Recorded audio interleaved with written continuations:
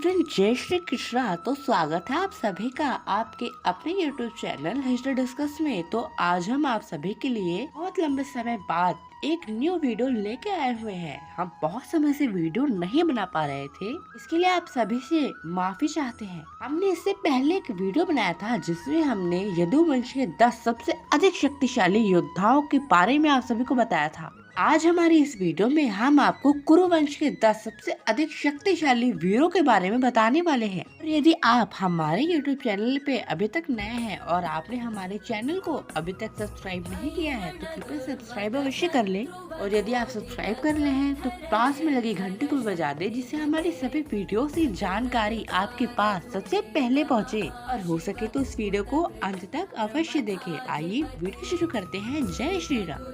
जैसे यदुवंश में कई अद्भुत शैली के योद्धा रहे थे, वैसे ही कुरुवंश में भी कई अद्भुत शैली के योद्धा रहे थे। नंबर 10 के स्थान पे हमने शूरवीर पांडु एवं धृतराष्ट्र को रखा हुआ है। महाराज धृतराष्ट्र एवं महाराज पांडु दोनों ही अपने समय के उत्तम शैली के योद्धा थे। हालांकि धृतराष्ट्र नेत्रहीन अवश्य थे, परंतु वो शारीरिक रूप से बहुत अधिक बलवान थे और घुड़सवारी तथा मल्ल युद्ध में बहुत अधिक निपुण भी थे। और रही बात महाराज पांडु की, तो महाराज पांडु अपने समय में पितामह भीष्म के बाद सबसे उत्तम धनुर्विद्या के ज्ञानी हुआ करते थे। यह दोनों शूरवीर गदा चालन, मल्ल युद्ध, धनुर्विद्या एवं घुड़सवारी में निपुण थे। इन दोनों का पालन पोषण स्वयं पितामह भीष्म के संरक्षण में हुआ था। नंबर 9 के स्थान पे है नकुल सहदेव। नकुल सहदेव एक बड़े ही उत्तम श्रेणी के योद्धाओं में से ही एक थे। हालांकि आजकल की टीवी सीरियल में इनको बहुत ही कम आंका गया है, बल्कि नकुल सहदेव ने अपने जीवन काल में दिग्विजय यात्रा भी की थी। इसमें उन्होंने बहुत सारे राजाओं को पराजित भी किया था। महाभारत युद्ध में भी नकुल सहदेव ने द्रोणाचार्य, कृपाचार्य, कर्ण, पितामह भीष्म, दुर्योधन आदि जैसे बड़े योद्धाओं का कई बार डटकर सामना किया। उन दोनों ने ही कई योद्धाओं को परास्त भी किया था। नकुल सहदेव को दिव्य औषधियों का भी ज्ञान प्राप्त था। विनय कुमारों के वरदान के चलते नकुल सहदेव एक उत्तम श्रेणी के वैद्य भी थे। नंबर 8 के स्थान पे है दुर्योधन। दुर्योधन अपने पिता महाराज धृतराष्ट्र की तरह काफी अधिक बलवान थे। दुर्योधन ने अपनी शिक्षा द्रोणाचार्य, कृपाचार्य और गदाचालन का विशेष ज्ञान श्री कृष्ण जी के बड़े भाई बलराम जी से लिया था। भीम के साथ हुए अंतिम युद्ध में दुर्योधन ने गदा युद्ध में भीम को बराबर टक्कर दी थी और महाबली भीम को घायल भी किया था। दुर्योधन ने महाभारत युद्ध में कुल 18 दिनों तक युद्ध किया। हालांकि दुर्योधन का व्यक्तित्व बहुत बुरा था, परंतु वे बलवान, साहसिक एवं शक्तिशाली योद्धा भी थे। गदाचालन में कहीं न कहीं भीम से भी अधिक श्रेष्ठ माने जाते थे। बलराम जी ने भी उन्हें अपने बाद सबसे अधिक उत्तम गदाचालक कहा था। नंबर 7 पे है दो योद्धा। पहले है धर्मराज युधिष्ठिर और दूसरे है विदुर जी। विदुर जी को हमने इस स्थान पे इसीलिए रखा है क्योंकि विदुर जी का संरक्षण भी पितामह भीष्म की देखरेख में हुआ था। भीष्म पितामह ने इसे पांडु एवं धृतराष्ट्र का पालन पोषण किया था, वैसे ही विदुर का भी किया था। विदुर घुड़सवारी में, गदा चालन में, अस्त्र कौशल में, धनुर्विद्या में एक श्रेष्ठ योद्धा थे।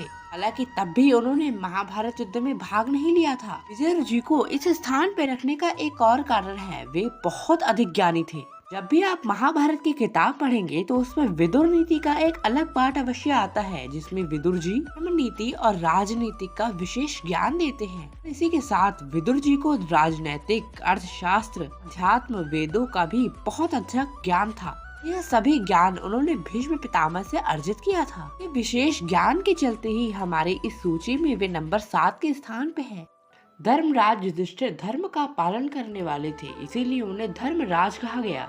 महाराज युधिष्ठिर भाला चालक के सर्वश्रेष्ठ योद्धा थे। भाला चलाने में युधिष्ठिर का सामना करना असंभव था। बहुत ही कम ऐसे योद्धा थे जो कि भाले के साथ युद्ध में युधिष्ठिर का सामना कर पाते थे। बहुत कम ऐसे लोग हैं जिनको यह पता है कि धर्मराज युधिष्ठिर को ब्रह्मास्त्र का भी ज्ञान प्राप्त था, क्योंकि गुरु द्रोणाचार्य भली भांति जानते थे कि आगे चलकर युधिष्ठिर राजा बनने वाले हैं और एक राजा को स्वयं हमेशा शक्तिशाली होना चाहिए। इसीलिए युधिष्ठिर को उन्होंने ब्रह्मास्त्र का ज्ञान प्रदान किया था। जिस योद्धा के पास ब्रह्मास्त्र हो वे भला कमजोर कैसे हो सकता है।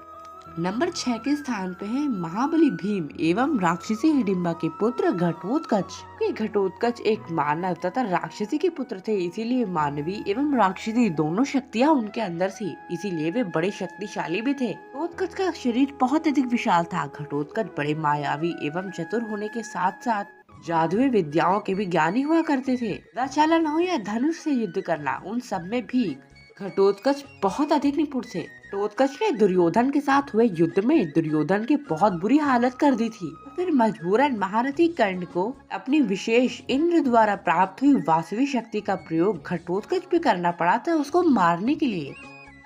नंबर 5 पे है महानायक अर्जुन के पुत्र अभिमन्यु। अभिमन्यु महाभारत काल के एक बहुत उत्तम योद्धाओं में से एक थे। अभिमन्यु ने अपने जीवन में सबसे अधिक शक्तिशाली योद्धाओं से शिक्षा प्राप्त की थी। अभिमन्यु ने प्रद्युम्न, अर्जुन, बलराम जी और भगवान श्री कृष्ण से शिक्षाएं प्राप्त कर रखी थी, इसीलिए वे अलग अलग प्रकार की विद्याओं में निपुण थे। अभिमन्यु ने चक्रव्यूह में उपस्थित द्रोणाचार्य, कृपाचार्य, अश्वत्थामा जैसे बड़े बड़े योद्धाओं को परास्त कर दिया था। यह भी सत्य है, चक्रव्यूह में उपस्थित सभी योद्धाओं को अभिमन्यु ने एक से अधिक बार हराया था। अभिमन्यु अपने पिता अर्जुन की तरह कवच धारण करने की विधि जानते थे। बलराम जी के ही पास से उनको रौद्र नाम का एक बड़ा शक्तिशाली धनुष भी प्राप्त हुआ था।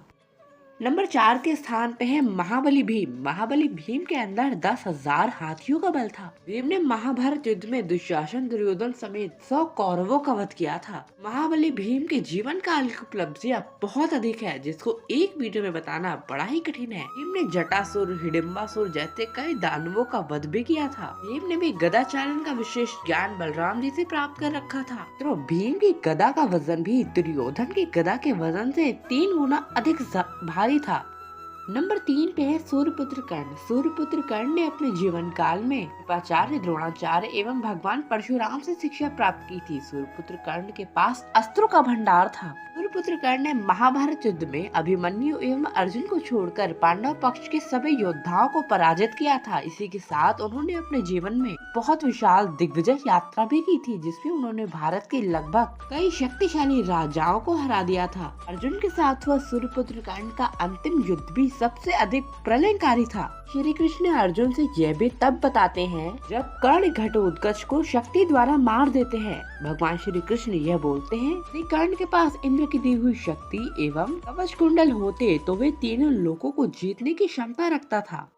नंबर 2 पे है पितामह भीष्म। पितामह भीष्म महाभारत काल के महायोद्धाओं में से एक थे। पितामह भीष्म ने अपने जीवन काल में देवगुरु बृहस्पति, शुक्राचार्य जी, वशिष्ठ जी, श्री चैवन, सनत कुमार एवं परशुराम जी से शिक्षण प्राप्त किया था। इन सभी गुरुओं की अलग अलग प्रकार की शिक्षाओं के ही कारण वे एक सबसे उत्तम व्यक्तित्व बने थे।